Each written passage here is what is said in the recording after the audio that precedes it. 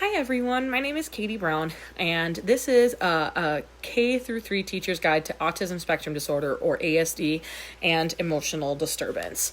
So, firstly, I would like to talk about the definition of autism spectrum disorder. ASD, or autism spectrum disorder, is a neurodevelopmental disorder that impairs the ability to communicate and interact with others. It is characterized by these above characteristics: information processing, executive function, sensory processing, repetitive behaviors, motor skills, preservative thinking, social awareness, and verbal and nonverbal communications. I would like to put a little tidbit in here. A lot of times when people think about autism as a spectrum, they think about this line, right? And the more that you are over here, you're more autistic, and then over here, you're less autistic, and you're kind of autistic in the middle here.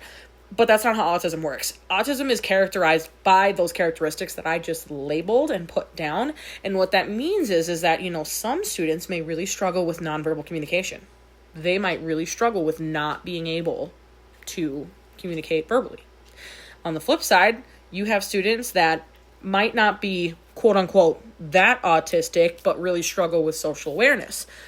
But does that make them any more or less autistic? No, it doesn't. It just makes them have autism, and they struggle with that particular component of autism. So kind of don't think about it as a line. He's like super autistic. He's like not very autistic. That's not how it is. It's really just about your kid and what they struggle with individually.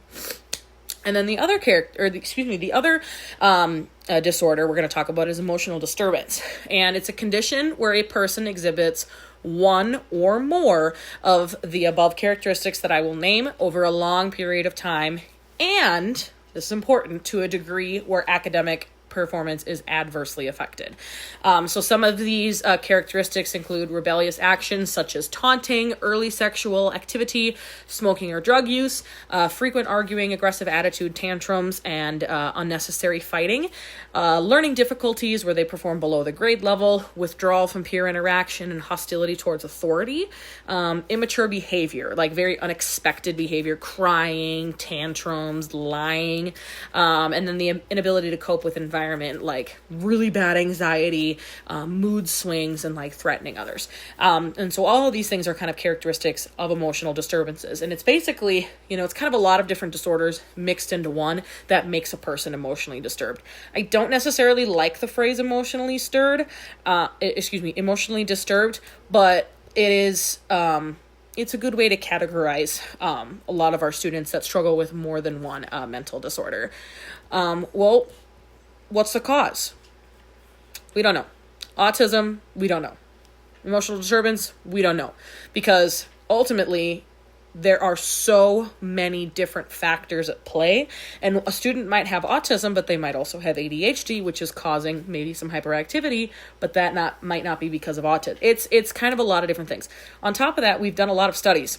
We do know that it is not vaccines that cause autism. That's one thing. And I wanted to put this in here because I think it's really important to talk about.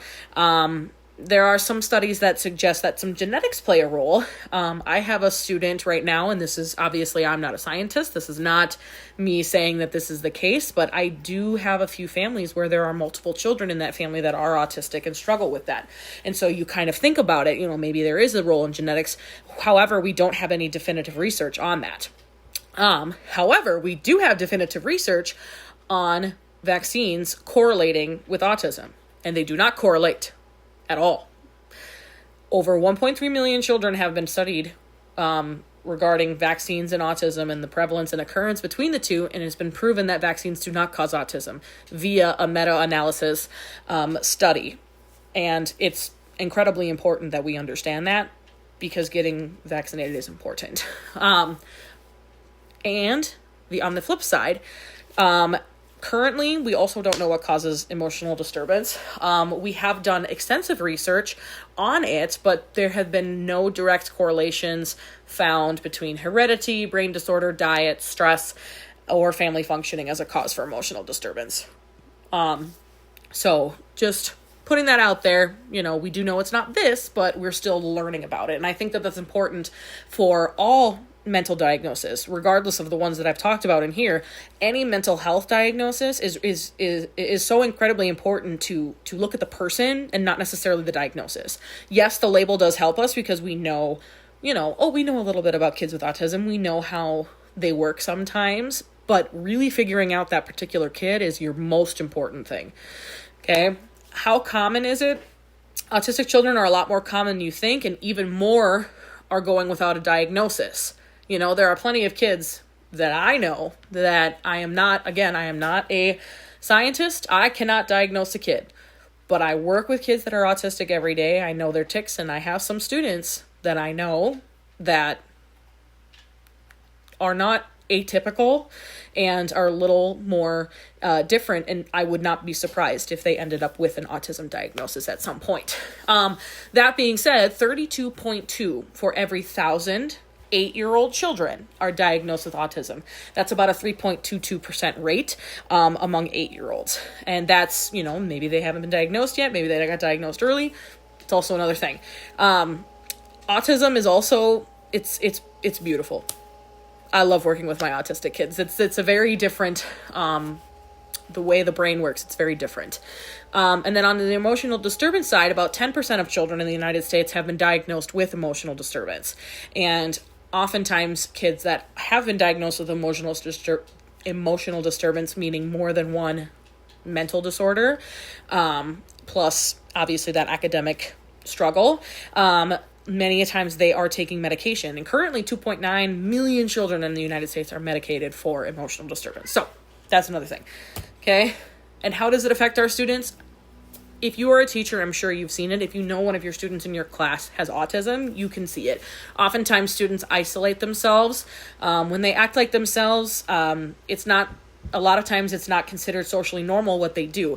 Like I have a student with autism that goes, blah, blah, blah, blah, and blurts all the time, will kind of yell, do a lot of things. And it's just a tic of his, but it's not socially normal. And a lot of peers are like, oh, I don't want him to yell at me. Especially like 6 or 7-year-olds that just don't understand why this person is yelling. They're just it kind of freaks them out a little bit. And so they kind of start to, push away from their peers, and then the peers can isolate that student, and then that student ends up isolated. And then they might struggle to feel good as a human. Oftentimes, when they get older and they become more isolated, they struggle to feel okay with who they are, and then they struggle regulating their emotions because of that.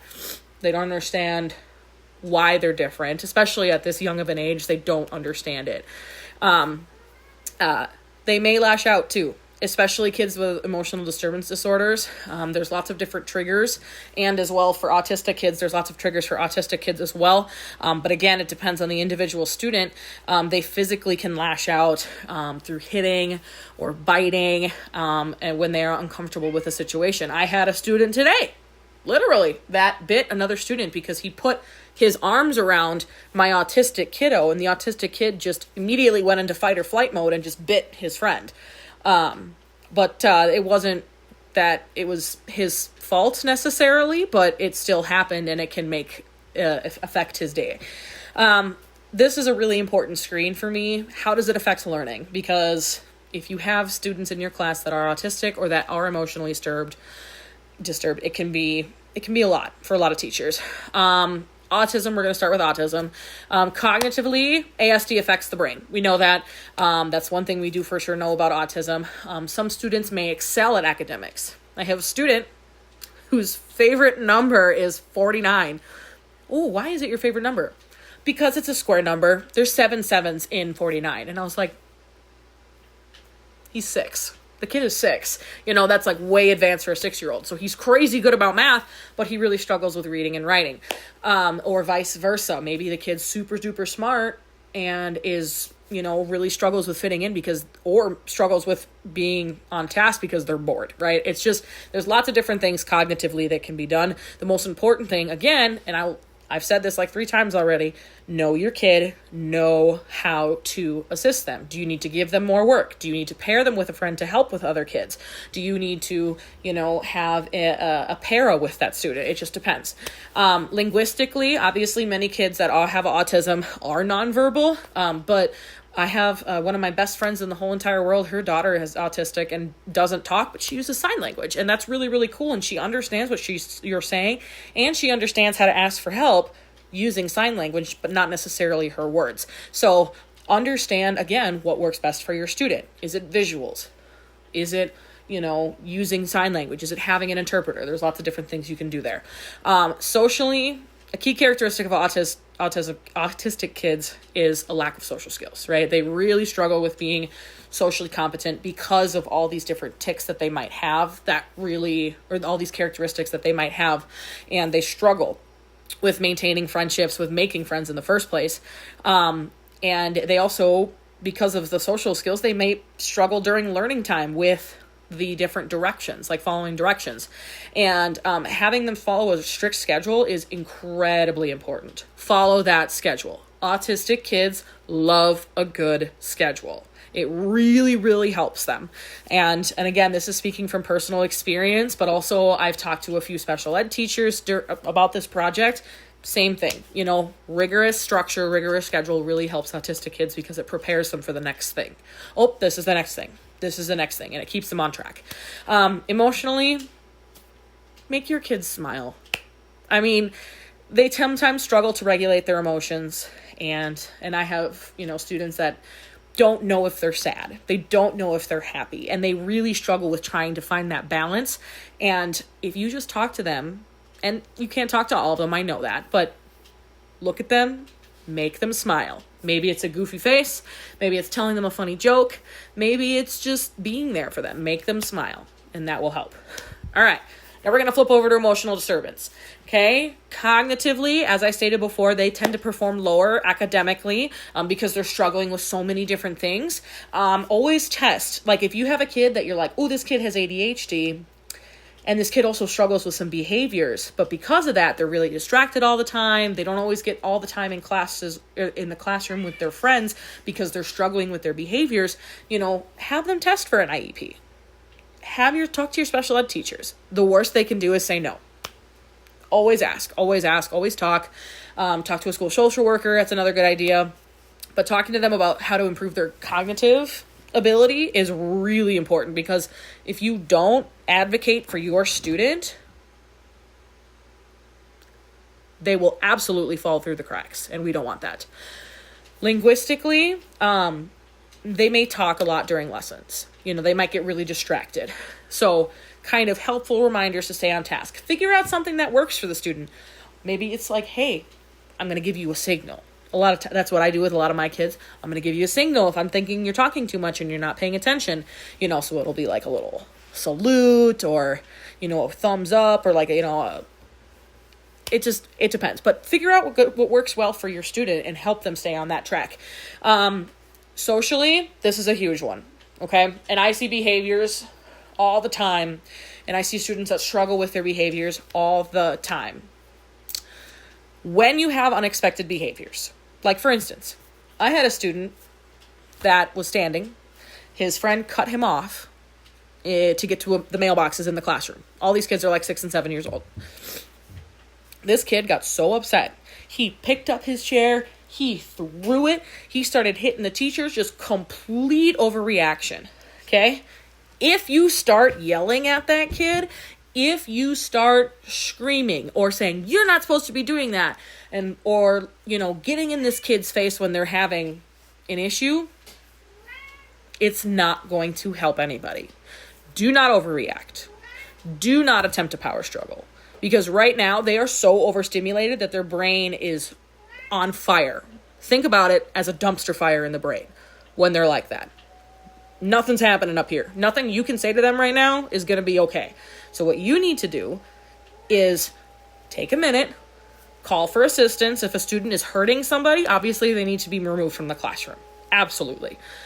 But make sure that person is CPI trained and handled and able to talk to the student, able to handle the student physically so that they can carefully take care of them.